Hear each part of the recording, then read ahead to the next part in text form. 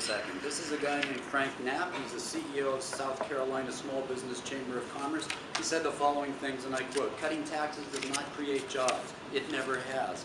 As small businesses, few of us have ever created a single job because we got a tax break for doing so. We hire people when there's a demand for our goods and services, otherwise we don't hire." Okay?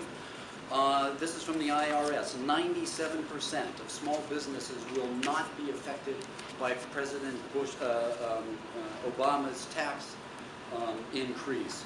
They don't make enough money. Only big corporations and wealthy businesses will be affected. Oliver Wendell Holmes, to paraphrase the great Supreme Court Justice, taxes are the price we pay for our democracy. They are the price we pay because we care about one another. Rich people in dictatorships don't pay taxes and they don't care about other people. But we're a democracy, we're better than that. And rich people here need to pay their fair share. That's what Obama's asking for. He just wants to increase the tax level to Bill Clinton's level when we were doing really, really well. And 70% of Americans, according to 4 different polls, agree. There's a simple rule of thumb. In the United States in history, when taxes on the rich have been high, the middle class, that's you guys, have done well and poverty has fallen. When taxes have been low, the middle class, that's you guys, have suffered and poverty has risen. Romney and Ryan don't care about middle class people. They care about people from their background. They're both multimillionaires. 2 very rich guys,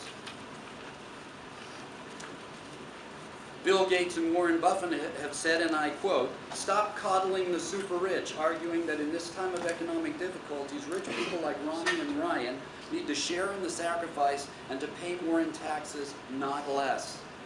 Mitt Romney just wants to cut taxes for the super rich like himself, and he will pay for that by cutting programs to middle-class families like yours. Republican George Bush Sr. called the tax-cutting trickle-down economics that Romney and Ryan are pushing voodoo economics because he knew it was such a ridiculous superstition, and it is a dishonest myth.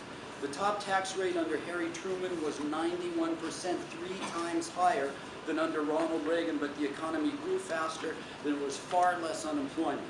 The economy also grew faster with much more job creation under Democrat Bill Clinton when it was higher than under the rate was higher than under George Bush, who cut taxes multiple times.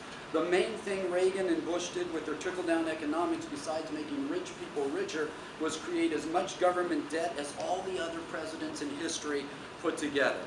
At a time in history when so many Americans are anxious and struggling economically, it is immoral to focus policy on tax cuts for the rich. We are supposed to have a government of, by, and for all of the people. And that will bring our debate to an end. Let's give it a big round of applause.